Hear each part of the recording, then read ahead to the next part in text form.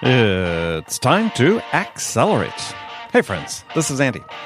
Welcome to episode 625 of Accelerate, the sales podcast of record. I'm really looking forward to today's conversation with my guest. Joining me on the show is Bill Eckstrom. He's the president of the EcSell Institute. And, Bill's been studying sales and sales leaders for a long time. In today's conversation, we're going to explore the value of coaching in sales, especially coaching by frontline sales managers. And we'll start by looking at the economic value of a sales manager. That's something that oftentimes isn't being considered. How you measure that economic value. And we'll talk about how coaching and how effective coaching in particular is the key to optimizing that economic value of your frontline sales manager. And Bill's also going to share what his research has found are the essential traits and habits of a good coach. So you'll make sure you stick around for this. Great content coming up. If you'd like to see the show notes for this episode, go to andypaul.com/625. Now, if you're a top performer and you're looking in your current role and you're looking for a fresh challenge to take your career to the next level, then you should consider CenturyLink to be at the top of your list. With its recent acquisition of Level 3, the new CenturyLink is a world leader in providing cloud, security, real-time communications, hybrid IT, and managed services. So if you want the excitement, the challenge, and the rewards that come from selling industry-leading services and solutions to the enterprise, then visit CenturyLink.com/accelerate and join their talent community. And once you join, a member of their talent team will reach out to you to connect and see if a career at CenturyLink might be the right step for you. All right, let's jump right into it. Bill Eckstrom. Bill, welcome to Accelerate. Well, thank you, Andy. It's fun to be here. Oh, pleasure to have you here. So, start the show with the standard question I ask all my guests. And today that question is, in your opinion, what's the single biggest challenge facing sales reps today? Poor coaching. Poor coaching? Yes. Poor coaching. Poor leadership at the from the executive level down the front line. I'm just laughing because it's like you can suddenly hear all these sales reps writing this down. See, it's not my fault. Well, they still own their number. That's certainly, true. But it's their ability to get to peak levels of performance. It's interesting, Andy. We've seen a research that 30% of sales managers actually inhibit performance. That means they're blocking their people on their teams from selling more, and they don't even know they're doing it. I'm surprised it's that low. Well, those are the ones that are just blocking it. And we're not talking about those that are inhibiting some other way. Yeah. Well, we're going to jump into that because that's a very interesting topic, and I want to, like I said, dive into that a little bit more. So, you had read an article you had written about the United Airlines incident where the passenger was dragged off the plane, and we're not going to talk about that incident. But in the article, you said some things that triggered a lot of thoughts, and I thought, well, let's explore some of those because they're aligned with what we wanted to talk about in terms of coaching and so on. So. You have a quote in the article. You said, since the performance of a team is a reflection of how the team is coached, one can accurately assume that United treats their employees in a fashion consistent with how employees treat customers. And so just that one sentence is like, okay, wow, there's a lot there. So let's talk with the first one. So I'll sort of take an excerpt. You say, since the performance of a team is a reflection of how the team is coached. So let's start with terms because people interchangeably use coaching and managing, and they're not the same, right? I mean, in your mind, what's the difference between coaching and managing? Andy, we see coaching as not just a verb, but it's also a noun. It's a strategic role.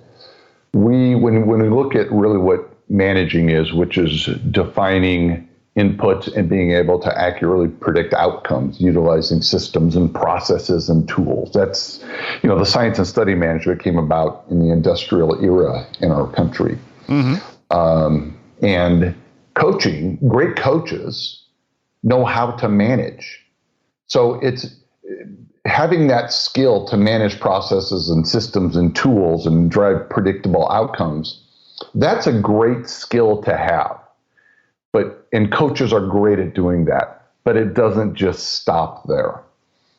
We define coaching as creating processes, relationships, and growth experiences.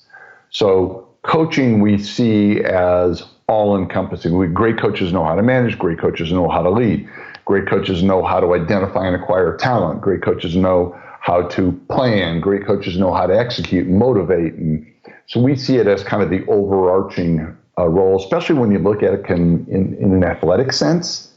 And athletics is a great petri dish for business in that regard. So I don't know if that makes sense, but well, yeah, we look at it as a very broad term. Well, I mean, I think that what I see when I talk to sales leaders and is that many sales leaders or managers assume that coaching is tactical. And we'll take the sports analogy is when people look at a pro football team and they see the coach standing on the sideline or the defensive coordinator, or the offensive coordinator up in the box or whatever, what they see is somebody doing something very tactical. And I think that oftentimes you'll talk to somebody about coaching, a sales leader about coaching, and they'll say, well, yeah, we do the deal coaching, we do the pipeline reviews, and we say, hey, here's the strategy we need to put together for this deal. Mm-hmm. And, it's very, to me, that's situational. That's managing, to me, to a large degree. I think coaching being more about, sort of the last of the three words you used, is more about development of the individual. Well, and you said that well, Andy. If you look at a coach, and what we tell leaders all the time, if a here's the example I use. If a sales manager goes on vacation, the salespeople don't quit. It's not like they stay home and don't come to work. They still work. They still sell.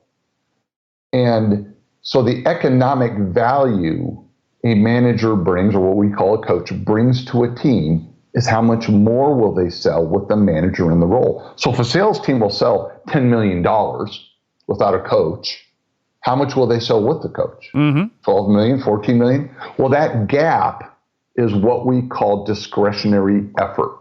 A coach's role is to drive discretionary effort from the people on their team. And in sales, it's easy to measure, at least from how we approach it, it's easy to measure. And the economic value coach brings is that differential. So how are you measuring that discretionary effort? And I love the term. We measure it through quantity of coaching and quality of coaching. And the reason that's so fun to do in sales is because everything in sales gets measured, right? I mean, everybody knows how much gets sold, unlike other departments within a business. So if we understand what a coach is doing, their activities, if we're able to measure how well they're doing it through the eyes of the people on their team, then we can correlate activities and behaviors to team performance. And then you can compare across division and department and things like that. So coaching, it's always historically been viewed as a soft skill, but it's not anymore. It's a metric. The coaching activities are metrics that we see in our research are more so or just as important as salesperson metrics. Now we're off topic of the United article, but well, no. That's we're going where the discussion leads. So I'm just sort of thinking about this idea about inspiring or driving discretionary effort from the team is again, what's the reflection of that? What's the metric that reflects discretionary effort? Is it more sales? Is it more activities? No. Well, it's what we have to look at. We look at from a coaching perspective. So what is it? Let's say, Andy, that I'm a salesperson. You're my coach. You're my manager. What is it that you and I do together that drives discretionary effort from me? And we see in the research that there's a lot of things, of course, but there are 5 primary things that you and I need to do, and that is Are we doing consistent one-to-one meetings? Do you and I, throughout the year, have we created a career development plan for me? And are we reviewing it as the year goes? Are we doing consistent team meetings with with people on our team? The fourth one is when you and I work together. So when you and I do a ride-along, and you're with me in the field, am I providing you joint call plans when you and I work together? That's another key activity. And the last one being, are you objectively feeding back to me how well I am executing against a stated methodology, sales methodology?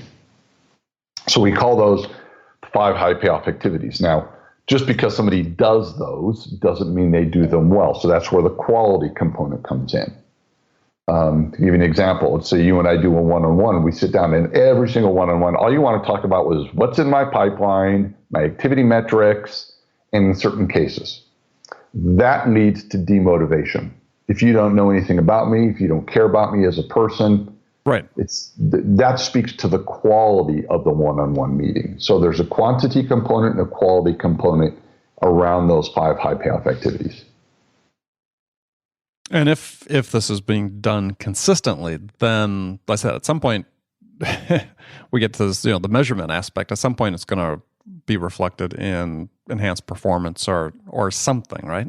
Exactly. I mean, we have studies we've done with organizations that, where half of their managers elected not to improve the quantity and quality of their coaching, or they improved the quantity of the coaching just a little bit. But the other half of the team, of the sales management team, really focused on not just the quantity of their coaching, but the quality of the coaching. And they grew their coaching quality scores by like 17%, which is a significant jump in quality.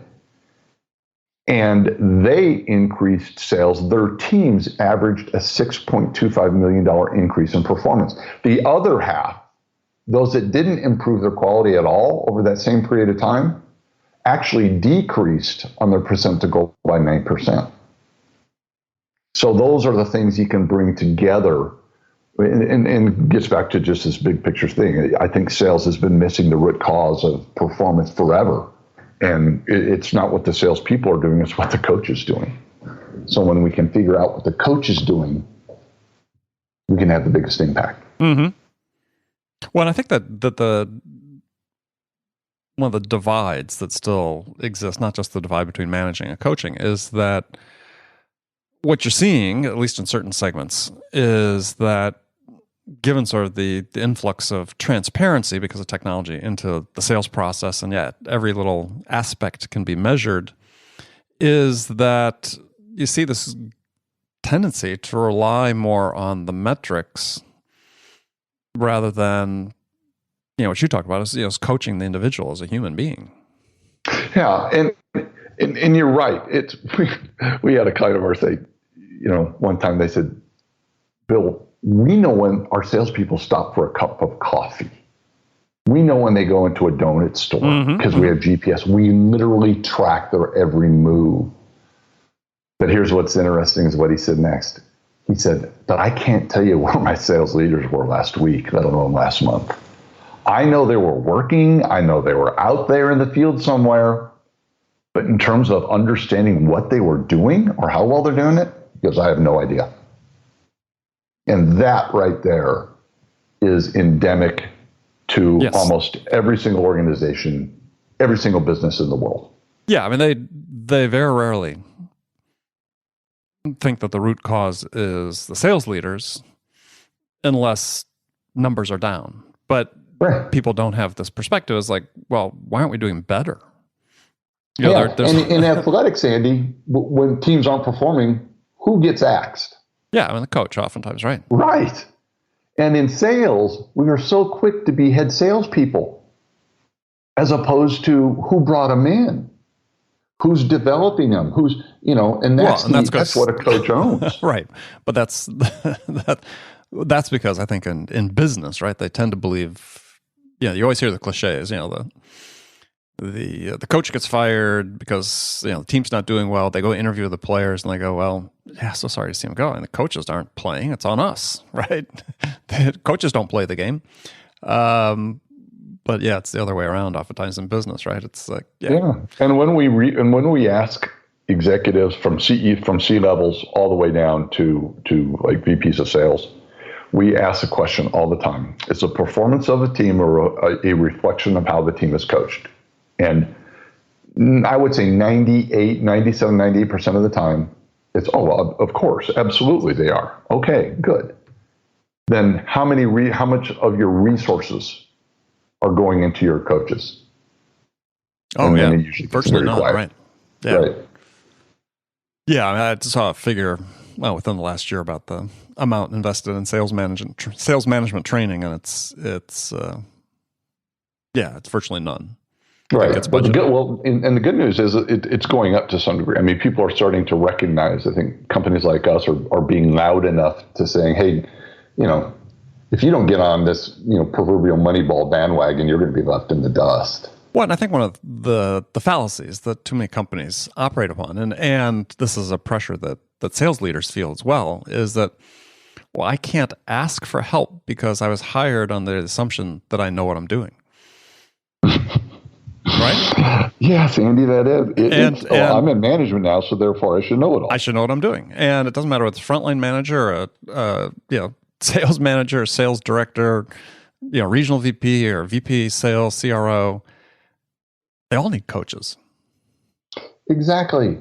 I mean, at what point in your career or your life do you act like a finished product? The moment you stop. Right. Right. The moment you stop getting ahead and moving forward. Yeah. Right. And to your point, we see that that our director of research calls that a sales management paradigm. She just said, we get into management and the development just ceases. And not only that, we quit. If I came from sales, I quit asking questions. I quit pulling people along. And now all of a sudden I'm just telling people what to do and I start to push. And I just, it's just an interesting dynamic. Well, again, I think that's because that is sort of the role model that exists for them, right? I mean, I recently had occasion to use a Vince Lombardi quote in an article I wrote. And I grew up in Wisconsin when Vince was coaching the Packers. But when you look at sort of the legacy of Vince Lombardi, what people talk about is, and all the quotes, literally book of quotes, Vince Lombardi quotes, they're all about the person developing their own capabilities, right? The people that he had responsibility for, developing the habits and the disciplines and the skills and the knowledge to succeed. And it was almost none about the tactics and strategies of the game. Yeah. I mean, John Wooden said in his book. Right. Another example. Two biggest mistakes I made were A, thinking because I knew the game, I was going to be great at it. And B, that I had to treat all my players the same way. Right. And it was never about the X's and O's. And I always loved, because he always said, people say I'm a great coach, but, guys, that can't be measured till like 20 years later. Let's see what my players are doing. Well, and then you can tell me whether or not I was a good coach. Right. And that's why I think it's so rare that even though we use athletics as an example, I think there are, part of the reason I think we have such rapid turnover in coaching ranks, let's say these days. You look at somebody like Lombardi, you look at somebody like Bill Walsh, the title of his memoir is, the score will take care of itself. Mm-hmm. Well, yeah, it's not about, right, not about the things that you think that you have to control. It's about the people. Right. Exactly. That's exactly right. And in sales, Andy, we don't help these coaches understand that when they go from wherever they were, likely in the field or in a sales role to a coaching role, they're usually just kind of given a company credit card and they say, here's your team and go get your number. I mean, but when we bring them in sales, we put them through training, we give them a methodology, we track what they do, we report back, and then they go into this coaching role and say, hey, good luck, Tiger. Yeah, I mean it's and there's these behaviors that are developing, again, somewhat as a result of some of the technology and the data that we have access to, that we think that we can sort of stop paying attention to the human aspect of coaching and managing people. You know, I was at a conference, a very well attended conference in the tech business, and had a panel of VPs, sales up talking about, you know, some of the things they do, hiring and retaining talent. And one guy made a statement that got all these people nodding their head in the room as I was really stunned. He says, well, yeah, we don't bother with one-on-ones anymore. We found they weren't productive. I'm like, ruh-roh. Yeah. Houston, we have a problem. Because if you really embrace that mindset, then to the point you made is, it really in the article, we can sort of talk about this, is the next statement that I thought was really interesting. Is, you know, you said you can assume that the way somebody treats their employees is consistent with how their employees treat customers. And yeah, I think the bigger point is that, yeah, employees in general, but sales in particular, they model how to treat their customers based on how they're treated by management. Exactly. I mean, modeling is not something that's new, right? That's been around. People have understood that forever. We just have a tendency to forget about it in business. And again, that's why it's so important for organizations to begin to understand that they need to measure and quantify their managerial coaching behaviors. Otherwise, you don't know. You could be creating culturally that environment that existed at United Airlines. I mean, I was a 1K flyer with United at one time. Mm-hmm. Well, I mean, I think I've never had a positive experience with them in many, many, many years. Yes, I mean, I don't fly them anymore. Yeah, I mean, I stopped long ago because the experience of flying in United was so bad. But I, the thing that just sort of stuns me is you have companies that are, let's say on the sales side, are investing all this money into becoming customer centric sellers and customer centric in our support and customer success organizations. But it's not congruent with how management is treating and managing their teams. Right. Look at Wells Fargo. At what point is that management team held accountable? And shame on them for not measuring how the salespeople were feeling by the management. Naivete is no longer an excuse. Yeah, it's like saying ignorance of the law is no excuse. I mean, absolutely. I mean, you have this sort of bad behavior that's sanctioned at the top levels, and it's forced down upon the employees. And what do you think is going to happen? Right. That's the way the employees are going to treat the customers. And we're focusing on the negative, and you and I both realize that, but there still are a chunk of coaches out there in business that really do it well.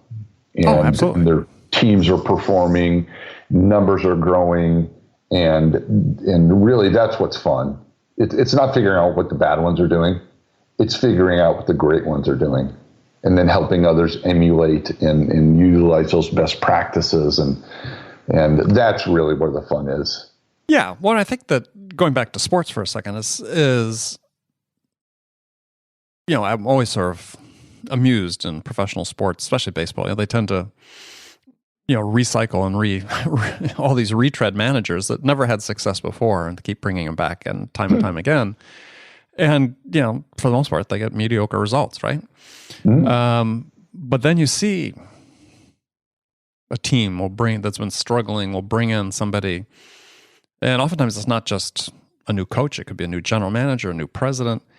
And what you find is that, wow, the organization makes a difference. I mean, look at the Patriots, right?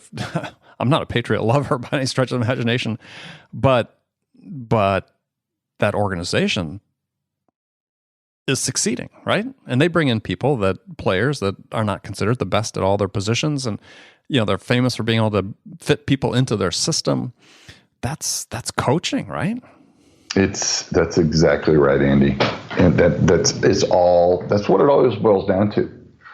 But then the question of the hour is, why haven't organizations ever focused on that level? Why is it always about the salesperson? Why, the average sales manager is accountable for roughly 18 million of revenue, and the average salesperson is accountable for 1.7 million, but yet 95% of the resources go to the salesperson? Seems backwards. Yeah, I mean, if you're trying to influence outcomes, right? Because right, exactly. Yeah, very well said. Yeah, no, it's absolutely the case. So, and that sort of gets back to a sort of point I was going to say is that the focus of the literature is always about improving the skills and knowledge of the sellers, but we invest very little in our frontline managers, in our coaches, or even more senior managers. And so when you look at it, say, okay, as an individual, I'm listening to this as a sales manager in a company. I get it. Yeah, I'm there. I'm not doing a good enough job coaching. I may not get support from my boss for this. Where do I start by investing in myself to get better at it? You mean let me paraphrase that. So let's say I'm a frontline coach. And my company's they're not gonna send me to training for becoming I need to do it somewhat on my own. Where do I start? Oh, okay. Well, first of all, to those people out there, kudos to them, because they are there. They do exist. People are wanting to know, hey, how do I do this? And I would tell them, it's never a single thing. It's a conglomeration of many things. And it starts with reading, updating yourself on, number one. Number two, going into programs and listening to different ways. We have gotten so much of our material. Let me rephrase that. We have utilized outside experts to help us gauge our research and how we help people get better. And one of the primary areas where we pay so much attention to are sports psychologists and hearing what they do to get people to peak performance. Mm-hmm. And they've written books that we can all buy. Yeah, arguably one of the best ones that I've ever read, bar none, is by a gentleman by the name of Dr. Peter Jensen. And Dr. Jensen is an Olympic sports psychologist in Toronto. And I've gotten to know him. He's an amazing man, wonderful man. But he wrote a book called The Third Factor, Igniting the Third Factor. And in there, he diagrams out the principles of performance through coaching. And he adapts his high-performance athletes into business. And he's fascinating because he also teaches in his spare time sales management at the Queen's University. And when I was able to ask him about that, I said, okay, Peter, help me understand this. You're an Olympic sports coach and you teach sales management. And he said, well, Bill, he said, it's pretty easy. He said, everything I teach in high performance sport, we should be teaching sales managers to do in sales. He said, I see more crossover from sport to business in sales than any other profession. Very interesting. That book's going on my list. I've not read that one. Yeah, and he'd be fun for you to interview sometime too. He's a fascinating man. So what's maybe one of the key things from that book that you could share with the audience?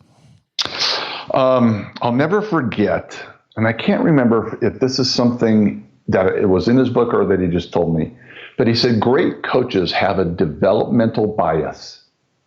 And I said, okay, what do you mean developmental bias? And he said, when I look at an athlete and I get to know an athlete, I see something in that person they don't even know about themselves. I see things they can do and the potential of doing things they haven't even thought of yet. And it's my job to help them ignite that within that person. They own it, but I have to help them discover it and work towards it. And I love that term, developmental bias. You can tell I get passionate about that. Yeah, I like that a lot. It's a fascinating, and that's what we do here. I mean, I'm so into that My kids are always on me about, gee, Dad, you ever accept things at face value? Well, of course I do, but that's one of my flaws, I think, has been pointed out to me, though I tend to think it's a strength. But yeah, I think my ex-wife pointed that out to me, that I never take things at face value. I think that's such a great point, because someone once asked me, what have been the highlights of my career as a sales manager and a sales leader? And the examples I always point to are the people that no one thought could do what they ended up doing.